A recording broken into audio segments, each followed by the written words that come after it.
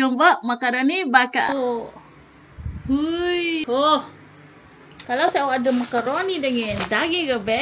Jom kita buat makaroni bakar. Mula-mula awak hiri halus daging. Lepas tu bubuh dalam chopper, blend sampai halus. Lepas pada blend tu, awak rebuhlah pula makaroni. Rebuh dengan air yang banyak, bubuh garam sikit dengan minyak olive. Rebuh sederhana masuk macam ni. Lepas tu toast ke. Salut dengan olive oil agar makaroni awak tidak berdepek-depek antara dia. Dalam periuk lain kita buat bechamel sauce. Panah ke butter, bubuh tepung gandum 2 sudu, kacang sampai dia gelegok, bubuh susu, bubuh 2 keping cheddar cheese dengan parmesan. Lepas tu gak bubuh black pepper dengan garam, kacang sampai dia pekat macam ni. Si awak kalau sos awak tu pekat dok, awak tambahlah susu deh. Seterusnya kita buat pula kuah bolognese. Tumi dulu bawang holland ke kuningnya, baru bubuh bawang putih. Bukan gapo si awak bawang putih ni kalau kita tumi dia cepat hangit ke.